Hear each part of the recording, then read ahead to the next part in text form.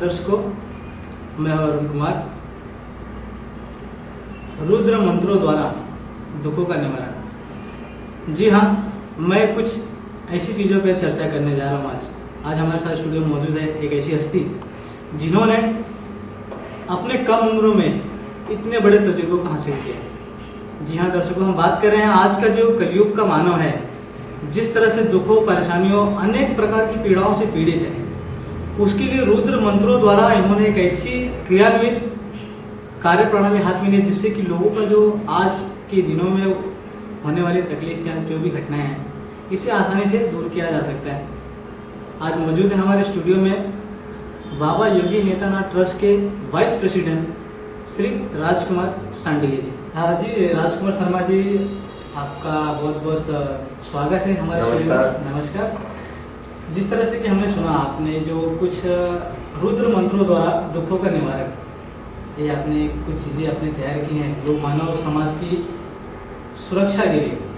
तो आचार्य जी, हमें ये बताइए कि आज के कलयुग का जो मानव संकल्पित जीवन क्यों नहीं व्यापन कर पा रहा है, और संकल्पित जीवन आखिर किसे कहते हैं?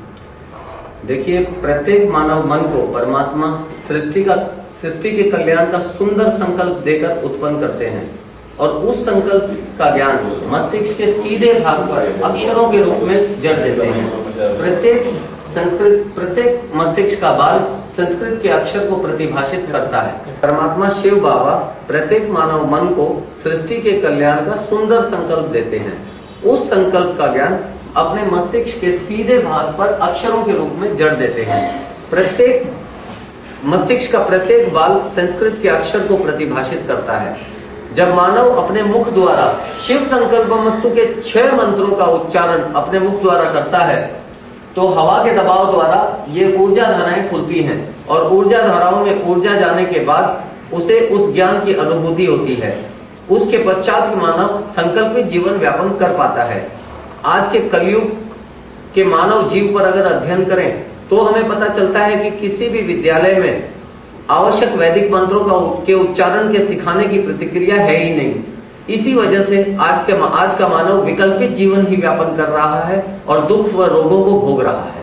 राजकुमार जी, हमें बताइए कि आपने किस प्रकार से यह माना कि आज का जो मानव है अपने उल्टे मस्तिष्क का उपयोग ज़्यादा कर रहा है, और हमें यह समझाइए कि अपने मस्तिष्क के सीधे भाग का इस्तेमाल किस प्रकार से गहराई को कर सकता है? मानव मस्तिष्क में बिंदु स्वरूप मन से ही ऊर्जा का प्रवाह होता है। जब ऊर्जा बहने की जो जगह बनती है वो मानव मस्तिष्क में शब्दों के उच्चारण से बनती है।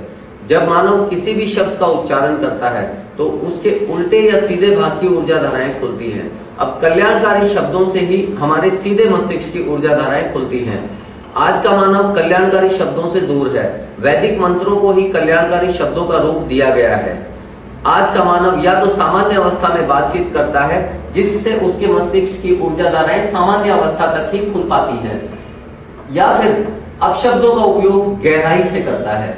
अपशब्दों का उपयोग गहराई से करने की वजह से उसके उल्टे मस्तिष्क की ऊर्जा धाराएं गहराई तक खुल जाती हैं। जब किसी भी विचार पर सोचने के लिए मन बुद्धि को ऊर्जा देता है तो मस्तिष्क के उल्टे भाग में ही ऊर्जा का बहाव अधिक होता है, और मानव से उल्टे व बुरे कर्म ही हो पाते हैं। अगर मानव चाहे कि उसके सीधे मस्तिष्क का सीधा इस्तेमाल शुरू हो जाए तो उसे वैदिक मंत्रों का उच्चारण करना परम आवश्यक है। बिना वैदिक मंत्रों के उच्चारण के पूर्ण ब्रह्मांड में कोई भी मार्ग नहीं है मानव के पास अपने सीधे मस्तिष्क को सक्रिय करने के लिए। जब अपना सीधा मस्तिष्क सक्रिय होगा तो वो सुख और कल्याण होगा मानव का। जी राजकुमार जी, हमें बताइए, मानव अपना कल्याण परमात्मा से किस प्रकार मंत्रों द्वारा कर सकता है? आखिर वैदिक मंत्रों में वो क्या जादू की है? वैदिक मंत्रों के उच्चारण से ही मानव अपने मस्तिष्क की सीधी भाग की ऊर्जा धाराएं गहराई तक खोल पाता है। जब संस्कृत भाषा सभी भाषाओं की जननी है और संस्कृत भाषा पूर्ण भाषा है। जब हम हिंदी में मन बोलते हैं, संस्कृत में म न पूरा बोला जाएगा। To every action there is equal and opposite reaction. जब हम पूर्ण शब्दों का उच्चारण करते हैं तो असर हमारी गहराई तक होता है हमारे मस्तिष्क में। इसीलिए मस्तिष्क की ऊर्जा धाराएं गहराई तक खुलती हैं। उसके पश्चात ऊर्जा बहना शुरू कर देती है। एक बार धारा खुल जाने के पश्चात जब ऊर्जा बहना शुरू कर देती है तो मस्तिष्क का सीधा भाग काम करना शुरू कर देता है, तो उसे अद्भुत ज्ञान की अनुभूति होती है। प्रत्येक मानव मस्तिष्क के सीधे भाग पर अद्भुत ज्ञान जड़ा हुआ होता है। इसी प्रकार मानव मंत्रों द्वारा, मंत्रों के उच्चारण से अपना कल्याण मार्ग स्वयं परमात्मा से जानकर अपना जीवन व्यापन कर सकता है। जी राजकुमार जी, हमें बताइए कि एक मंत्र से, जो अपने मंत्रों का उच्चारण किया, मंत्र से आदमी की विचारधाराएं खुलती है, तो मंत्र से मानव मस्तिष्क कितनी ऊर्जा धाराएं खुलती है? क्या ये ऊर्जा धाराएं मोटी और पतली भी होती है? इनकी कुछ व्याख्यान है? एक मंत्र के उच्चारण से मानव मस्तिष्क की 6 से 7 ऊर्जा धाराएं खुलती हैं। प्रत्येक शब्द का असर एक धारा पर होता है। जिस प्रकार मानव मंत्रों का उच्चारण शुरू करता है, वैसे धीरे धीरे जितने अधिक मंत्रों का उच्चारण शुरू करता है उतनी अधिक ऊर्जा धाराएं खुलनी शुरू हो जाती हैं उसके मस्तिष्क की। हमारे ऋषियों ने गहरे अध्ययन के पश्चात आवश्यक मंत्रों को एकत्रित कर रुद्राष्टाध्यायी पुस्तक का निर्माण किया। इस पुस्तक के मंत्रों के उच्चारण से हमारी मुख्य ऊर्जा धाराओं में ऊर्जा का प्रवाह होना शुरू होता है। मुख्य धाराएं मोटी भी होती हैं और अधिक ऊर्जा जाने की वजह से बुद्धि के काम करने की क्रियाशैली अद्भुत हो जाती है। राजकुमार जी, हमें बताइए कि सृष्टि चक्र क्या है और इससे मानव मन किस तरह से छुटकारा प्राप्त कर सकता है? परमात्मा की सृष्टि में प्रत्येक वस्तु चक्र में ही चलती है। जिस प्रकार पृथ्वी सूर्य के चक्र लगाती है, उसी प्रकार सृष्टि भी चक्र में चलती है। हमारी जीवात्माएं शिव धाम से पृथ्वी पर आती हैं और इस चक्र में फंस जाती हैं। जब मानव परमात्मा शिव बाबा की सृष्टि में प्रत्येक वस्तु चक्र में ही चलती है। हमारी जीवात्माएं शिव धाम से यहाँ आती हैं पृथ्वी पर और पृथ्वी के सृष्टि के तत्वों में भोगों का आनंद प्राप्त करती हैं। प्रत्येक मानव मन को परमात्मा सृष्टि के कल्याण का सुंदर संकल्प देते हैं, परंतु आज के मानव को देखा जाए तो सृष्टि विनाश ही करता जा रहा है। आधुनिक यंत्रों के उपयोग से, मोटर गाड़ी इत्यादि हवाई जहाज से सृष्टि का विनाश करता जा रहा है और परमात्मा सृष्टि कल्याण के लिए उत्पन्न करते हैं।